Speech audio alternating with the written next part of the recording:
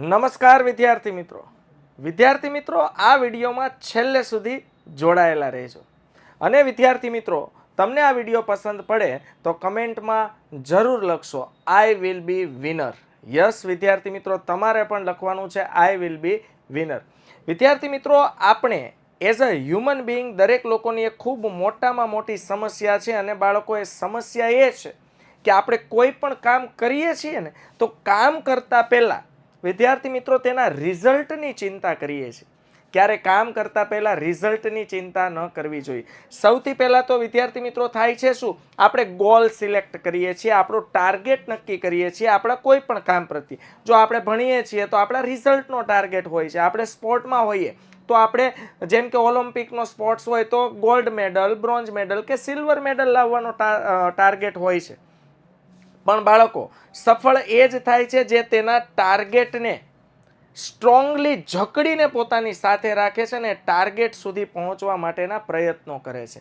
આપણી સાથે કેવું થાય છે બાળકો કે આપણે ટાર્ગેટ તો બહુ ઊંચા પસંદ કરીએ છીએ, પણ જેમ કામ વધતું જાય ને એમ આપણે ટાર્ગેટ ઘટાડતા જઈએ છીએ. એટલે એમ કહેવાય છે કે તમારો જે ટાર્ગેટ છે ને બાળકો એ ક્યારેય ડિક્રીઝ ન કરવો જોઈએ. ડિક્રીઝ ન કરવો જોઈએ એટલે ઘટાડવો ન જોઈએ. સૌથી પહેલાં તો તમે તમારો ટાર્ગેટ નક્કી કરો. ટાર્ગેટ છે ને એ દિશા છે. ટાર્ગેટ હશે ને તો તમને ટાર્ગેટ સુધી દોડવાનું, ટાર્ગેટ સુધી પહોંચવાનું, ટાર્ગેટને પામવા માટેનું એક કારણ મળશે અને તો તમે એક ટાર્ગેટ સુધી પહોંચવા માટે દોડશો. એટલે કહેવાય છે બાળકો, ડોન્ટ ડિક્રીઝ યોર ટાર્ગેટ. તમારું કામ વધી જાય ને, તમારું વર્ક વધી જાય, તમારો વર્ક લોડ વધી જાય ને તો તમારો ટાર્ગેટ ન ઘટાડો બાળકો. Don't decrease your target, increase your efforts. વિદ્યાર્થી મિત્રો જ્યારે કામ વધી જાય ને ત્યારે ટાર્ગેટને છેનછાળા નથી કરવાના. જો વધારવું જ હોય ને તો તમારી એફર્ટ, તમારી તાકાત, કામ પ્રત્યેની તમારી જિજ્ઞાસા, કામ પ્રત્યેની તમારી લગન વધારો. હા વિદ્યાર્થી મિત્રો, ફોર એક્ઝામ્પલ ઉદાહરણ આપું તો મારા વહાલા વિદ્યાર્થી મિત્રો 12મું ધોરણ શરૂ થયું હોય એટલે વર્ષની શરૂઆતમાં નક્કી કરે 90% લાવવા છે, A1 ગ્રેડ લાવવો છે. કારણ કે પોતે 11માં હોય ને ત્યારે હજુ જૂના 12મા ધોરણના વિદ્યાર્થીઓનું રિઝલ્ટ આવ્યું હોય. એટલે રિઝલ્ટ જોઈને ઘણા બધા વિદ્યાર્થીઓ અથાગ પરિશ્રમ અને મહેનત કરીને બેસ્ટ અને જોરદાર રિઝલ્ટ લાવ્યા હોય, A1 ગ્રેડ લાવ્યા હોય, એને જોઈને એમ થાય કે હું 12માં A1 ગ્રેડ લાવીશ, હું પણ 90+ લાવીશ, હું પણ 92% લાવીશ, હું પણ 94% લાવીશ, હું પણ 95% લાવીશ. પણ 7 વિષય હોય, અઠવાડિયું જાય ને બાળકો એટલે પેલા છે ને ટાર્ગેટ નક્કી કરીને ઘરે અને દિવાલ પર ને બધે લગાવશે 95%. પછી જેમ 7 વિષયનો કાર્યભાર વધતો જશે, એક પછી એક ચેપ્ટર ચાલતા જશે એટલે ભાઈ ઉદાસ થતા જશે કે સર ભેગું નથી થતું, વંચાતું નથી. એટલે હવે શું કરશે ખબર? હવે એઝ અ હ્યુમન બીઈંગ આવું ન કરવું જોઈએ, પણ એ શું કરશે? ટાર્ગેટને ઘટાડશે, ટાર્ગેટને ડિક્રીઝ કરશે. પણ એવું ન કરવું જોઈએ. જો તમારું કામ વધતું જાય છે, તમારું વર્ક વધતું જાય છે, વર્ક લોડ વધતો જાય છે ને તો બાળકો શું કરવું જોઈએ? એફર્ટ ઇન્ક્રીઝ કરવી જોઈએ, એફર્ટ્સને વધારવી જોઈએ.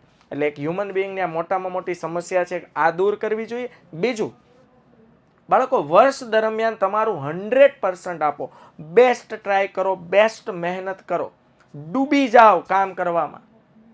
હા, પરિણામ શું આવશે એ વિચારશો ને તો તમારા મગજમાં ડર ઊભો થશે. ડર તમને કામ નહીં કરવા દે બાળકો. જો તમે પરિણામની ચિંતા કરશો ને તો ક્યારેય તમે સફળ થવાના નથી. તો વિદ્યાર્થી મિત્રો તમને અહીંથી એક સરસ મજાની ઇન્સ્પિરેશનલ સ્ટોરી તમને અહીંયા જોવા મળે છે. તમે જુઓ કે મનુ ભાકર વિદ્યાર્થી મિત્રો ઓલિમ્પિક્સમાં 2 મેડલ, સોરી ગોલ્ડ નહીં પણ 2 બ્રોન્ઝ મેડલ જીતનારી એકમાત્ર સ્ત્રી, એકમાત્ર લેડીઝ, એકમાત્ર ગર્લ્સ, એકમાત્ર નારી શક્તિ જેને કહી શકાય. વિદ્યાર્થી મિત્રો મનુ ભાકરને જ્યારે પૂછવામાં આવ્યું કે તમે ગોલ કઈ રીતે કરો છો, તમે આ રીતે કઈ રીતે નિશાન સાધીને તમારા ટાર્ગેટ સુધી પહોંચો છો, ત્યારે મનુ ભાકર શું કહે છે કે હું મારા કોમ્પિટિટર્સ વિશે નથી વિચારતી, એટલે કે મારા જે હરીફો છે એના વિશે બિલકુલ નથી વિચારતી. અચ્છા, હું જીતીશ પણ કે નહીં કે હારીશ એવું કાંઈ મગજમાં વિચારતી નથી. તો મનુ ભાકર શું કહે છે? સાહેબ, આપણો બેસ્ટ ગ્રંથ શ્રીમદ ભગવદ્ ગીતા, જેમાંથી દુનિયાની દરેક પ્રોબ્લેમનું, દરેક સમસ્યાનું સમાધાન છે. અને આપણા એથ્લેટ્સ બેન મનુ ભાકર એવું કહે છે કે મેં શ્રીમદ ભગવદ્ ગીતા વાંચી છે, મેં શ્રીમદ ભગવદ્ ગીતા વાંચી છે અને જાણ્યું છે શ્રીમદ ભગવદ્ ગીતામાંથી કે તું કર્મ કર, તારા ટાર્ગેટ પર ફોકસ કર, કામ પર ફોકસ કર, રિઝલ્ટ તો ઓટોમેટિક આવશે, પરિણામ તો ઓટોમેટિક આવશે. તો વિદ્યાર્થી મિત્રો, મેન વસ્તુ આ છે. મનુ ભાકર ઓલિમ્પિક્સમાં ગોલ્ડ મેડલ લઈ આવનાર વ્યક્તિ કેટલી બધી એણે મહેનત કરી હશે છે. તો નિષ્ફળતામાંથી હાર નથી માનવાની બાળકો, પોતાના ગુરુ પર વિશ્વાસ રાખવાનો છે. વિદ્યાર્થી મિત્રો, આ છે મનુ ભાકરના ગુરુ, જેને મનુ ભાકરના આપણે કહીએ કોચ. તો મનુ ભાકરના જે કોચ છે ને વિદ્યાર્થી મિત્રો, એના પર અથાગ વિશ્વાસ રાખવાનો છે, ગુરુ પર વિશ્વાસ રાખવાનો છે, પોતાના ટીચર પર વિશ્વાસ રાખવાનો છે. હા, એક વસ્તુ એ પણ છે કે આપણા ટીચર હોય ને, આપણા માર્ગદર્શક છે, આપણા શુભચિંતક છે, એ આપણા મગજમાં ઉતરીને આપણું પેપર લખી ન દે, પણ આપણને દિશા જરૂર બતાવે બાળકો. આપણા ટીચર છે ને આપણે રસ્તો ચીંધશે, એના પથદર્શક પર, એના રસ્તે જો આપણે ચાલશું ને તો હંમેશા સફળ થશું. અને એક માતા પિતા અને શિક્ષક જ હોય છે કે જે હંમેશા આપણને એક સારી, સચોટ અને સાચી દિશા બતાવે છે.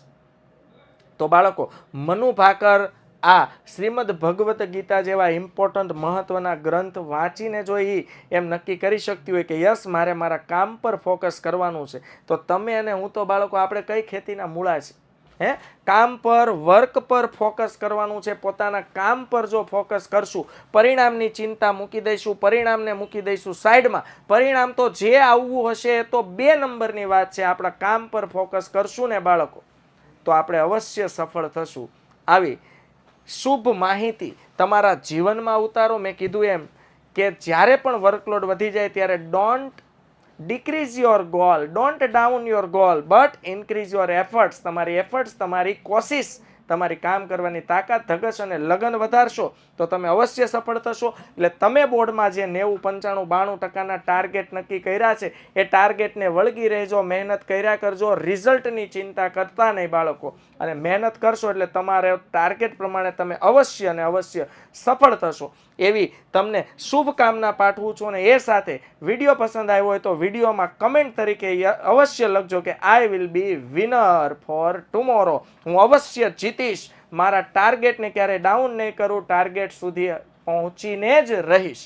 જય હિન્દ, ભારત માતા કી જય.